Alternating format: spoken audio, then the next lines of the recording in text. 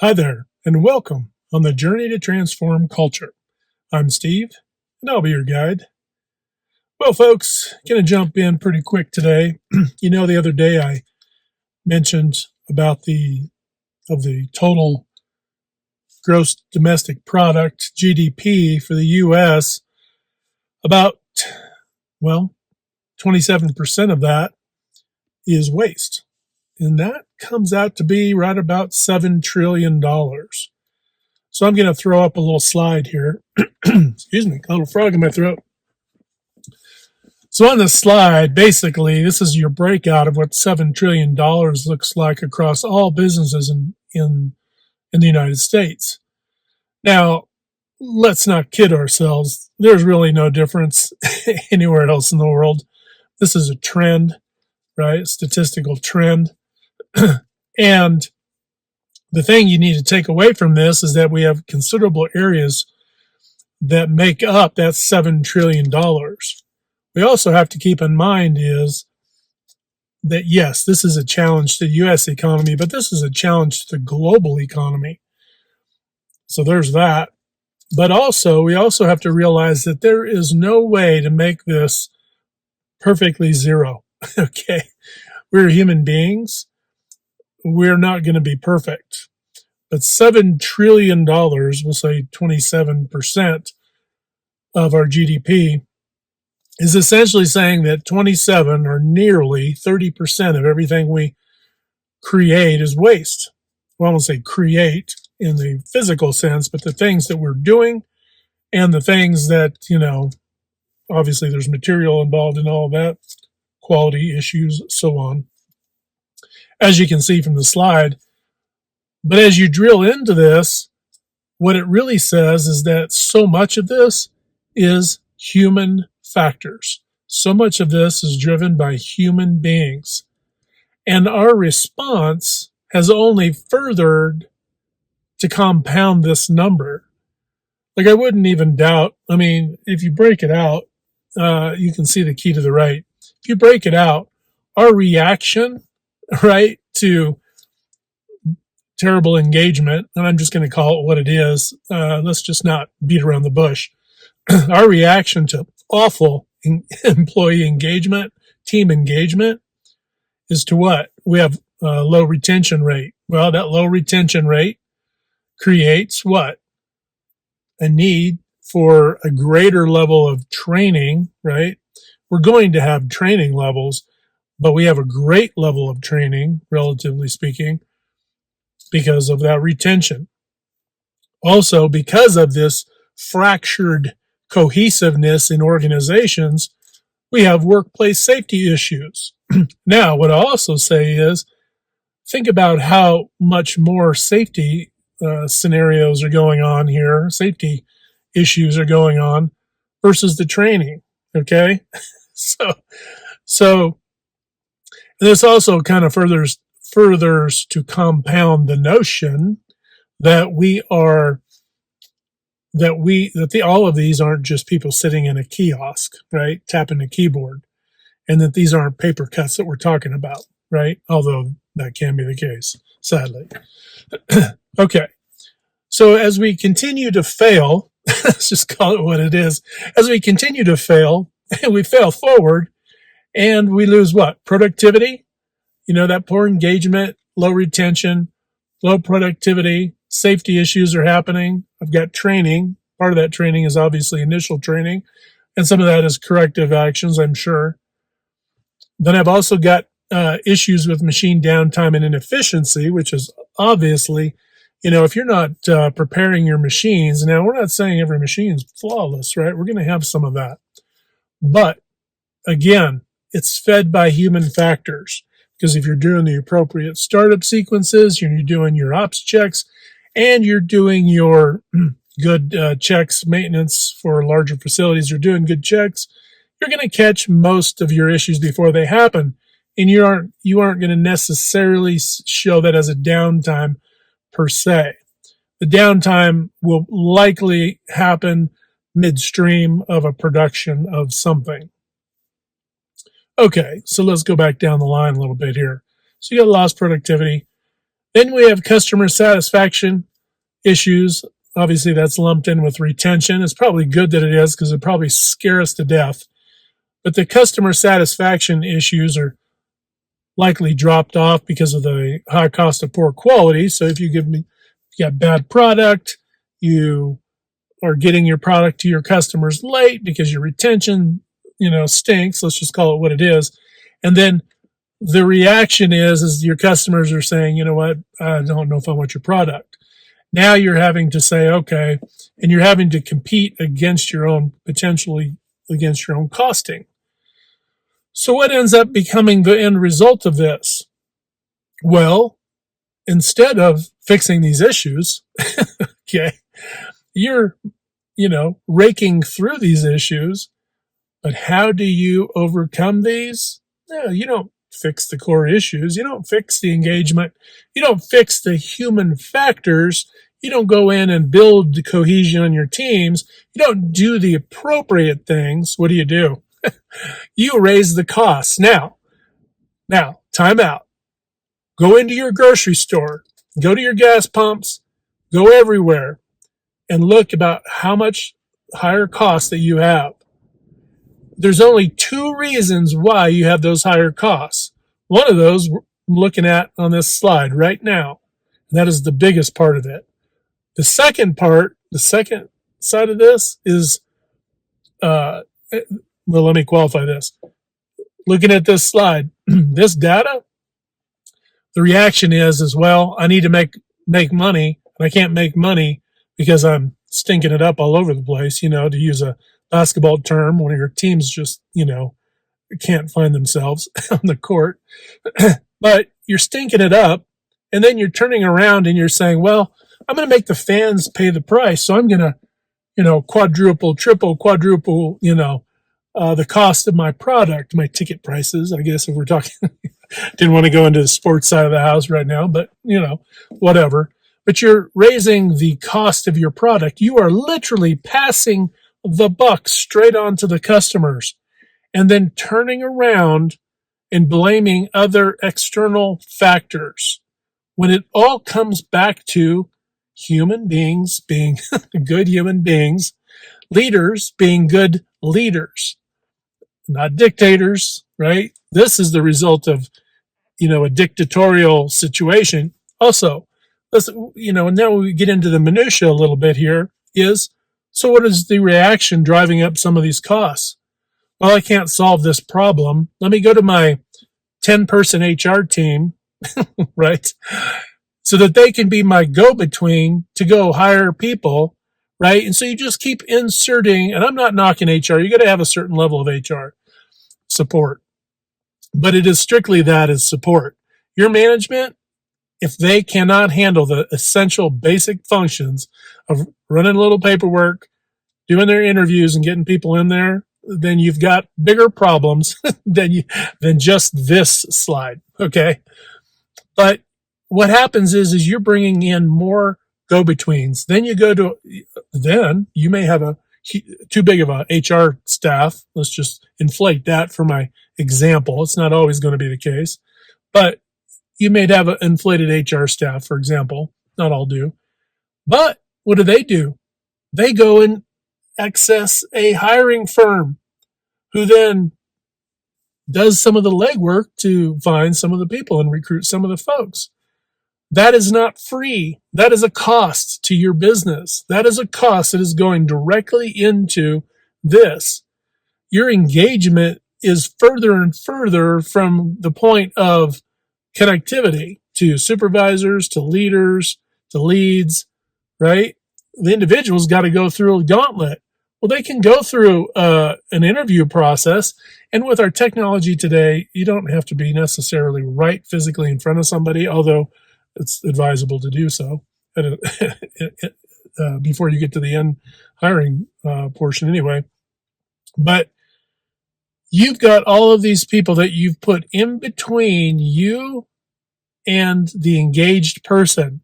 This person comes into and especially if we're talking somebody who's doing, entry or very low skilled, semi-skilled work. So they've got to do a little OJT and so forth. And you haven't engaged, or maybe you do, but you're lightly engaged in it, and God forbid if you're not doing your management walks, right? So this is the challenge also as we start to go into other scenarios.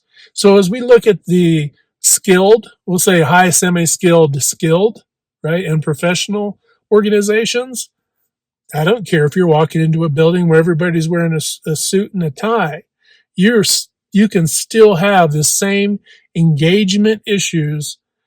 You may not have the safety issues, right? You may not have as a steep training uh, costs, right? But you may be dealing with high cost of poor quality in the services and potentially products that you're providing your customers. So you're not immune, right? And if you look at this as a grade and you flip it, 27%, okay? If you're bringing a 73% on a test, right? Uh, that's a low C. In some places, that's a high D. Okay. If you're bringing that grade, this is essentially our national grade. You are looking at our national grade. We are a C minus, D plus, C minus country right now in how we deal with the people on our teams, the people who we are required, not only required, we should be passionate about leading to have thriving lives. Now let's talk about the impact. Okay. Well, some of the impact is you may see layoffs as a knee-jerk reaction a year or two down the line, or closures of particular sites as a reaction to offset these losses. That's a gimmick, right? We're not for gimmicks. What we want to do, right, is avoid gimmickry. but further, gimmickry just tells everybody, if you're doing that, unless it's a complete realignment and you're totally thinning down, maybe selling off, there are exceptions and sidebars to this. But in generally, if you're using it as a gimmick to recover costs, then you're not doing all the appropriate things to take care of your team. So what are the other impacts to some of what we're looking at on this slide? Well, not only are we not taking care of our team appropriately, but these costs, right? These costs are what are preventing you from being able to take care of your team in the way of promotions, pay raises, and things like that directly feed our economy. Okay.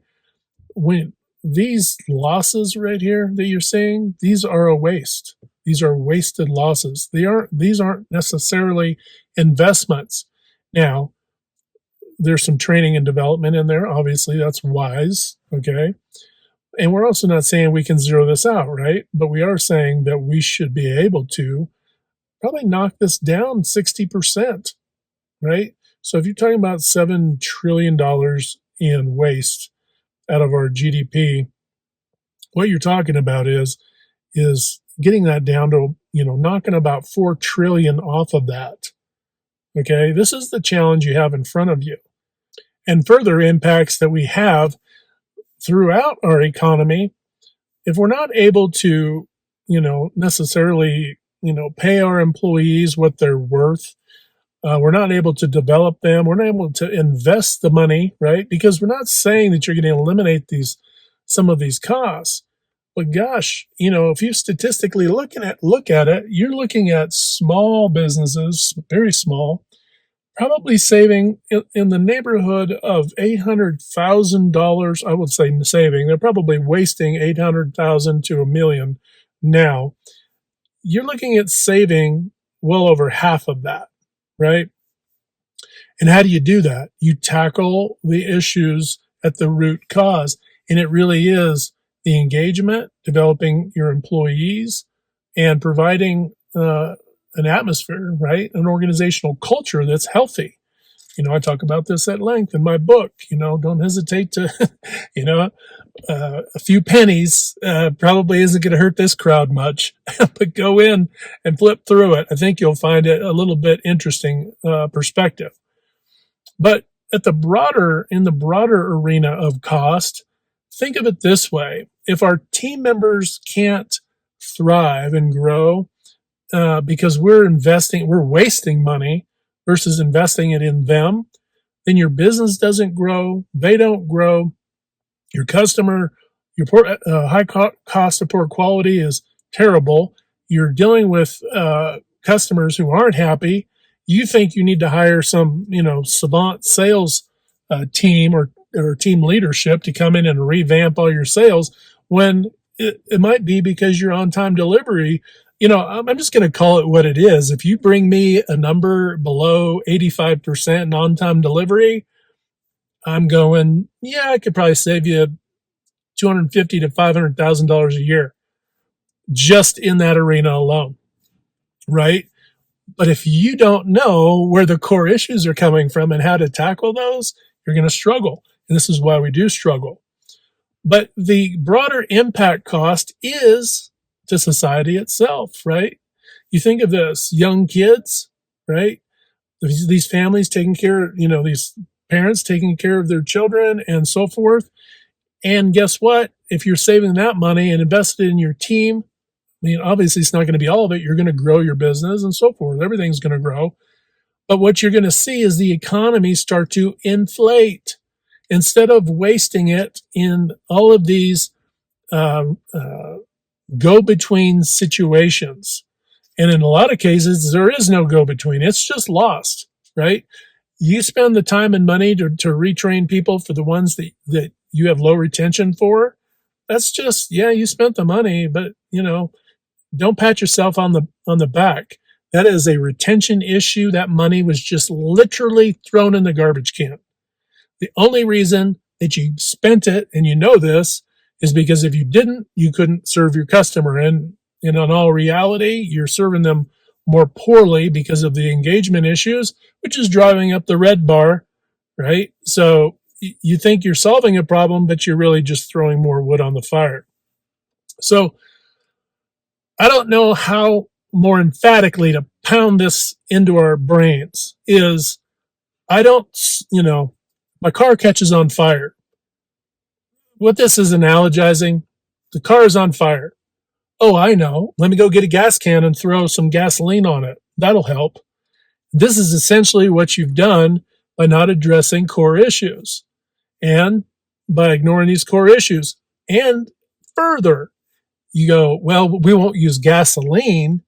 No, we won't use gasoline. Oh, hey, I got a bucket of gunpowder over there. That's my firm. I'm going to spend money on a firm to put out this fire. Oh, I think I put it out because it initially goes down and then the doggone thing blows up. Okay. So your answer to solve these problems are not to go out and create more problems. You're just throwing good money after bad and good money after bad. And it is literally, you can literally hear the sucking sound. If you're looking at this slide, you should be absolutely in shock and appalled, right?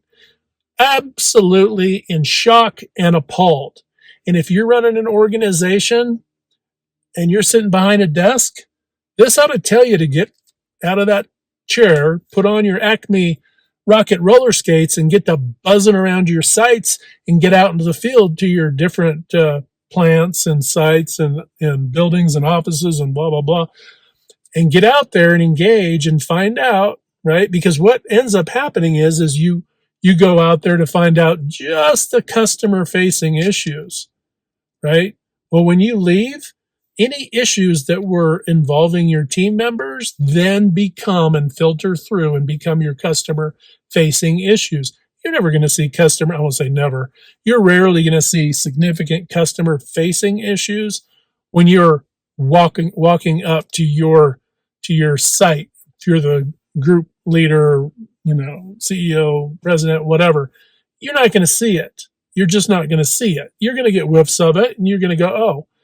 But there's also going to be confirmation bias to your service. Why is that? Go down to the blue bar here. You're going to go, oh, well, there's the thing. We're not taking care of our customers well enough. When in all actuality, you need to go and find out and peel into it deeper. Not necessarily you, but you need to at least go through and go, okay, and find out from the team members what they're trying to deal with and what they're trying to overcome. Because if you're not listening to your team, you're not engaging with your team on a regular basis to find out what's really going on so that you can handle and tackle some key things, you're going to find that you're losing people out the door and you have retention issues because you're only going, barely fingernail deep into the problems that you have in your organization. And if you don't want to get out there and do it, then you need to find economical ways to get out there and make small investments to fix certain aspects, get folks righted on the right path, right? This is something I do, but I'm just one guy. Okay.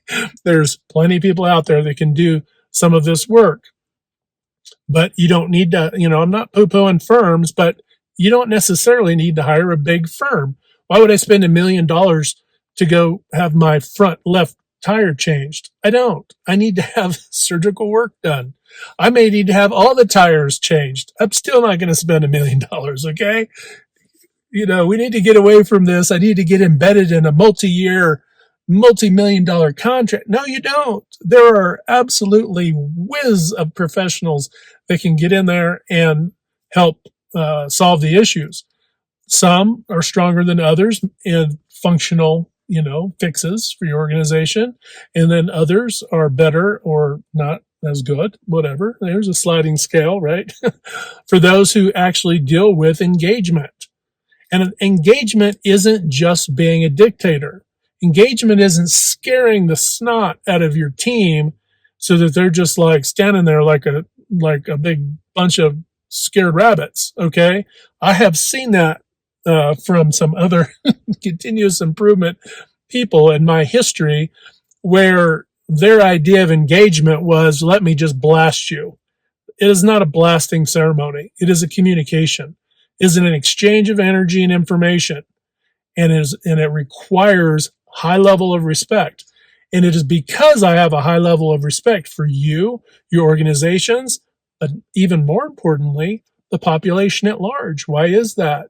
Because for all the expense that organizations go through for this low D plus C minus grade here, for all of that struggle, and it is a struggle, absolutely is a challenge. You have some leaders out there really struggling. For all that struggle, you have employees, line level employees who are displaced because of work. There isn't an infinite amount of work for particular skill sets in every town and state and so forth, right? So what do you think part of this also is reflected in? You have people who have to move their families who can't afford, you could probably barely afford to just survive to begin with. Now they have to move to another city or town and then pull their kids out of school, and then they have to get into a new school. I'm just using a simple example. You can extrapolate further from that. Their spouses now have to find new jobs potentially, blah, blah, blah, right? So there is a red domino effect. And I'm going to title this the red domino effect of getting a D minus in American productivity. So here's your D minus or D plus, I should say. Congratulations on your plus. D plus grade. Now you got to tackle it. And you're not going to tackle it by fancy, fluffy talk. We got to get down to business. We have to get real. We have to care. We have to let our blood boil in the good way, right? So that we can solve these issues of engagement. And then we can bring our teams back around. We can start building up that retention and building up our organizational culture. All right, folks. Remember, hit that good domino, the good green domino, the one that helps people to uplift, motivate, inspire, and just encourage some of your members on your team and the people that you work with. And when you do that, not only are you going to transform your culture, we're going to transform broader culture and our own lives. And that's an amazing thing. All right, folks, hit like, share, and subscribe. And until next time, we'll talk to you later.